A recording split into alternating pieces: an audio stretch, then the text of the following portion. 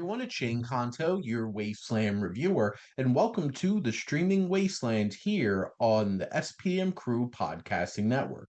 And this is my weekly show where each week, each Friday, I pick three streaming services and pick one previously released film off of each. And hopefully by the end of this episode, you have a nice full weekend of movies to go check out.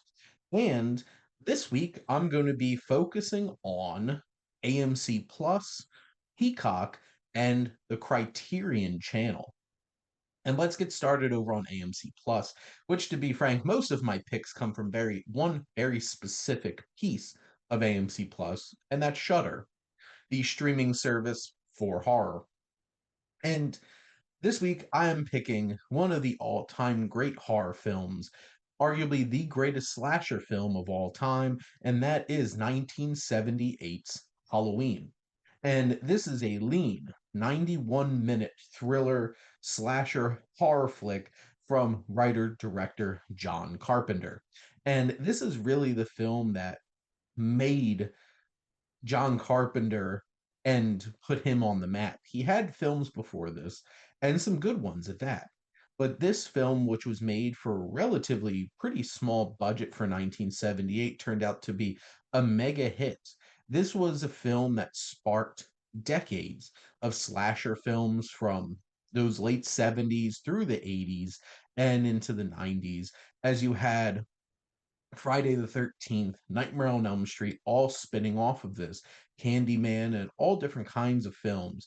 But what makes this film so special is that it is impeccably made. You have from the opening scene that dynamic, engaging, and horrifying POV shot from behind the mask of an eerie stalker into murder, and the shocking reveal of who this was just from the opening scene. And Carpenter's trademark POV filmmaking really works its way into this film in an extremely effective way. The whole first act of the film is in broad daylight and is just as eerie. And the most iconic element of this film, of course, is the killer Halloween score. And that theme to that jack-o'-lantern during the credits, just absolutely perfect. But there's so many great cracks from this score that Carpenter made himself. It is eerie, its tones, it just really works. And so many great scares throughout the film. And Michael Myers is one of the iconic horror movie villains in that creepy, white painted William Shatner mask.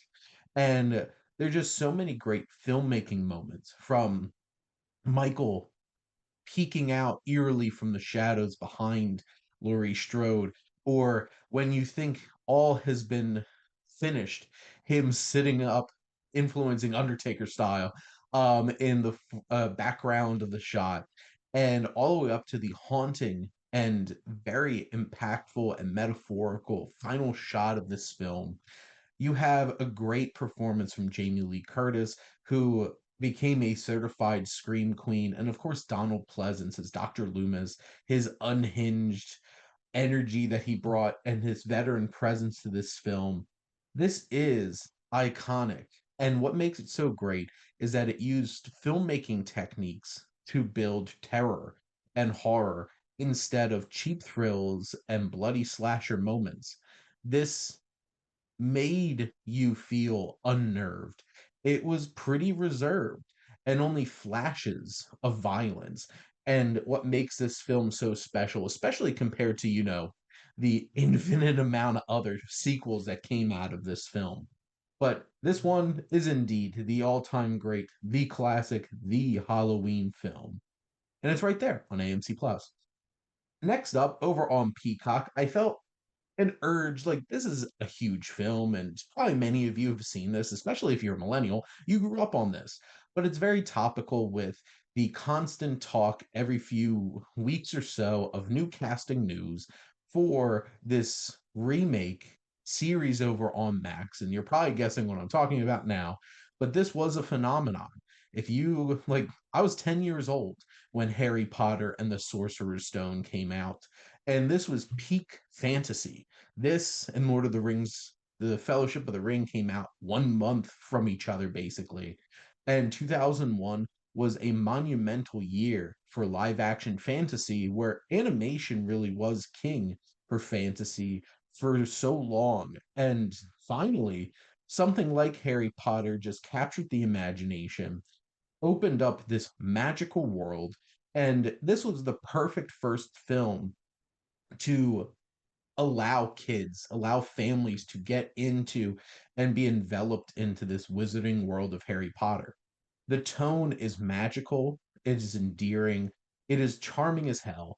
And Chris Columbus did such a great job with these first two films. He might not have been the best choice for the rest of them, and maybe why he was not there for the rest of them.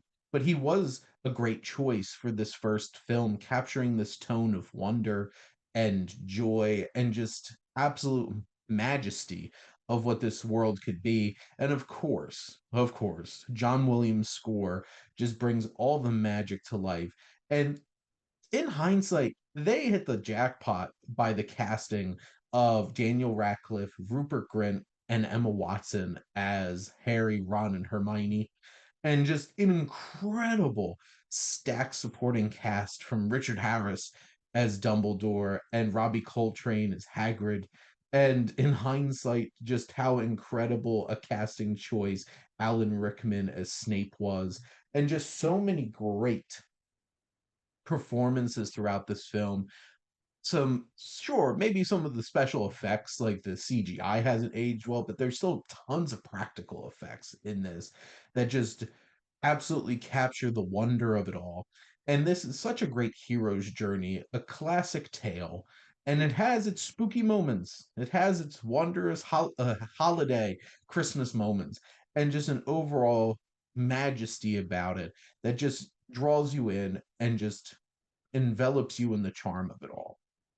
And lastly, we're going to be heading over to the Criterion channel and talking about one of the original animated feature films, and that is from 1926, The Adventures of Prince Ahmed.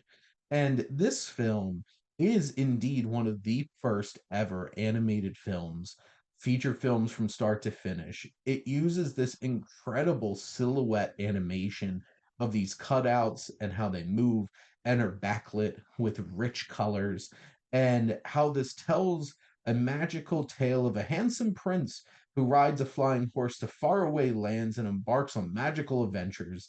And this film draws upon so many great mythological and legendary tales and just brings them to life with so much majesty. This 80-minute film is loosely plotted, but Lot Reininger is someone who she just absolutely captured the wonder and magic of what fantasy can really be and what animation can do. There's so many great character designs, and what's so impressive are these are all just silhouettes cut out and put into motion. And they're able to capture so much emotion and so many wondrous worlds and stories, seeing all of these different kinds of things. You'll just be in awe and wonder from start to finish.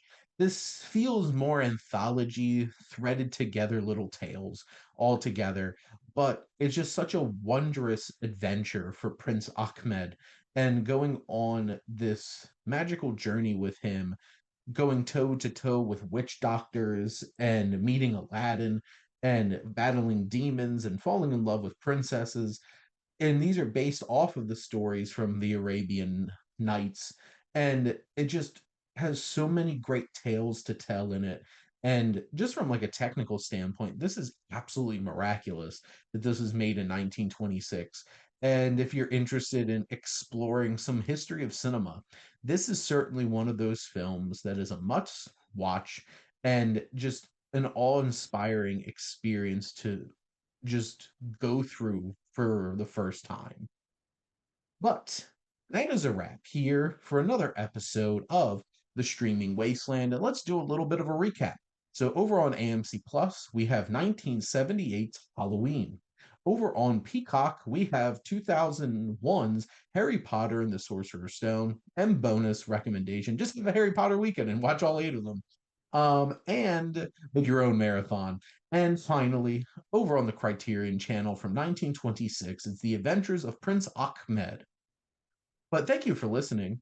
Make sure to like, comment, and share on this episode. What's your favorite horror slasher flick? What is your like that childhood series that really captured your imagination? And what's some of the oldest animated films you've checked out? And make sure to follow or subscribe wherever you listen to your podcast. The SPDM Crew Podcasting Network is ever expanding, almost to the point where I don't know if I could keep up with all these shows. It's just so much great content. We have a little bit for everybody. And if you have an idea for a podcast and you want to get involved on the crew, make sure to reach out. If you want to be a guest on some of our shows like Flicks and Chill and the Wasteland Watchlist, head on over and reach out as well. And if you like our logo, check out High Flyer Creative for all your digital marketing needs. But most importantly, thank you as always for tuning in and supporting the streaming wasteland here on the SPDM Crew Podcasting Network.